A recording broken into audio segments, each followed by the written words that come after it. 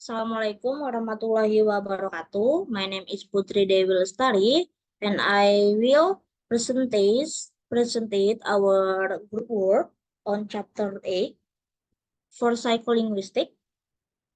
Okay, let's get started.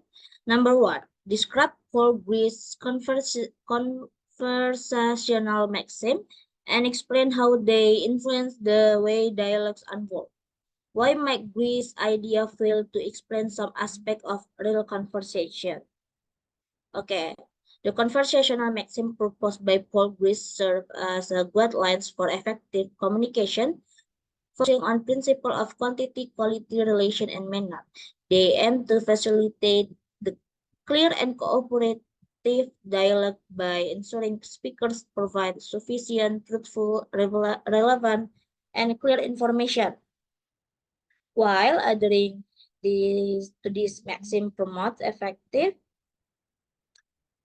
communication. Real life conversation often involve complexities not fully accounted for by Greece principle. Factors such as social norms, emotional expression, and personal goals may influence speakers' communication strategies beyond strict adherence to the maxim.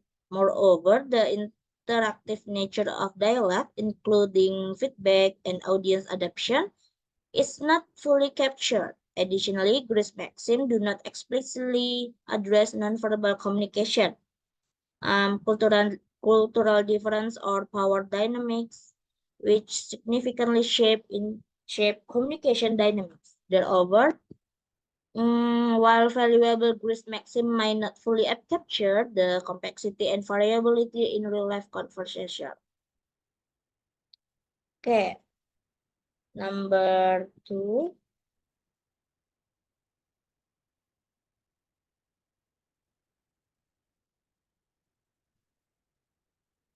I'm sorry. How do partners in dialogue establish, maintain, and expand common ground? Partners in dialogues cultivate common ground defined as shared knowledge, belief, and assumption through a collaborative process of understanding. This process involves 1, establishing common ground, is initiating communication and referencing shared experience or knowledge to ensure mutual understanding from the outside. And then the second is maintaining common ground, actively listening, responding appropriately, and confirming understanding through verbal or and nonverbal cues to sustain alignment throughout the conversation. And then the third is expanding common ground, building upon shared knowledge by incorporating new information and perspective, and reach mutual understanding and fostering collaboration. Communication strategies like clarification, repetition, summarization, and elaboration aid in reinforcing common ground and ensuring alignment. By engaging in this process, partners enhance communication quality, collaboration, and overall dialogue effectiveness. Okay, number 3, how egocentric are speakers and listeners during dialogue. Describe experimental results that support or challenge egocentricity. Okay, speakers and listeners can exhibit varying degrees of egocentricity during dialogue, where egocentricity refers to a tendency to prioritize one's own perspective, knowledge, or assumption over considering the viewpoint of the other party. Experimental research has provided insight into the extent of egocentric behavior in communication and its impact on understanding and interpretation. Support for egocentricity is initial egocentric interpretation. Study have shown that listener may initially interpret statement based on their own knowledge and assumption, demonstrating a tendency toward egocentric processing. This can lead to misunderstanding or misinterpretation misinterpretation when listeners rely solely on their own perspective without considering the speaker's intended meaning. And then limited perspective taking. Research has indicated that individuals may struggle to overcome their egocentric perspective, especially during the early stage of comprehension. Egocentric processing can result in biased interpretation and hinder effective communication in between speakers and listeners. Okay, and then is challenge to egocentricity, adaptation to speaker knowledge. Some studies have demonstrated that listeners can adjust relatively quickly to a specific knowledge about speakers, suggesting capacity to overcome egocentric tendency. By incorporating information about the speaker's background, intention, or context, listeners can adapt their understanding and interpretation to align more closely with the speaker's intended meaning. And then mood and egocentric processing. Research has shown that factors like mood can influence the degree of egocentric processing during communication. For example, individual in a set mental state may exhibit less egocentric behavior compared to those in a happy mood, indicating the emotional state that can impact perspective taking and interpretation in dialogue. Okay, number 4. Why do speakers go and during conversation? Speakers often use filler words like or uh, uh, I'm sorry. uh, like that during conversation for various reasons, including to signal hesitation, maintaining the flow, or indicate a pause in speech. These filler words serve as linguistic devices that help speakers manage their speech production and maintaining fluency in the communication. Signal hesitation is speakers may use or to signal a moment of hesitation or uncertainty are certain while formulating their thought. This filler word provide a brief pause that allows speakers to gather their ideas, plan their next word, or search for the right expression. By inserting these sounds, speakers buy themselves time to think before continuing their speech. Maintaining the flow in a conversation, speakers may use filler words like or to hold the floor and prevent interruption from others.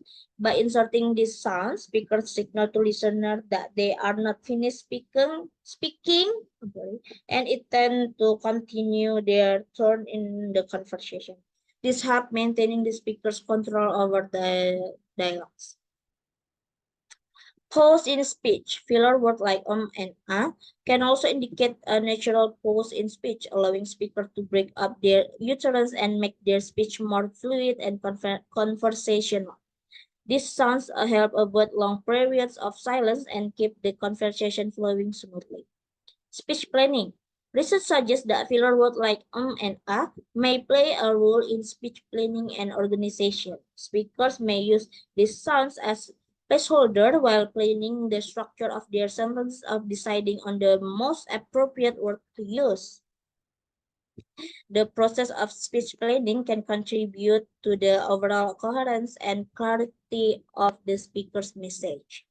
Explain the concept of audience design, give an example, and describe experimental results that suggest speakers engage in audience design during a conversation. Describe experimental results that suggest that they do. Okay, example of audience design. Imagine a scenario when a professor is explaining a complex topic to a group of students. The professor may use simplified language, provide additional explanation, and use example relevant to the student level of understanding. By adapting the content and delivery of the lecture to suit the audience knowledge and learning, the professor is engaging in audience design. Experimental research supporting audience design is Brown and Dell in 1987 in an experience where participants were asked to retell a story involving a common subject or knife or an unusual object, I speak. Speakers mention the unusual object, I speak, more frequently. This suggests that speakers consider the listener's ability to infer information and include details that may not be obvious to enhance comprehension. And then Arnold, Tenehas, Altman, and Fagnano, 2004, research has shown that when the speakers use prolonged filler word like listeners are more likely to pay attention and assist the speakers in completing their statement. This indicate that listener respond to cues in the speaker's language, provide support and facilitate communication. Experimental research challenging audience design is from Horton and Garrick, 2005. Some studies suggest that speakers may prioritize their own ease and production over the listener comprehension. The principle of availability posits that speakers tend to produce what is easiest for them to say, even if it may be more challenging for the listener to understand. This perspective challenges the notion of audience design as a primary factor in speech production. And then Kaysar and Henley in 2002, research has indicated that speakers may not always adjust their language based on their listener's perspective.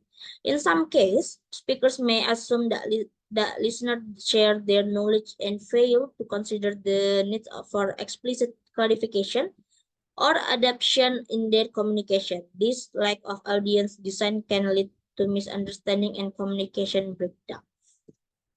Okay, maybe that's all from me. Thank you. Wassalamualaikum warahmatullahi wabarakatuh.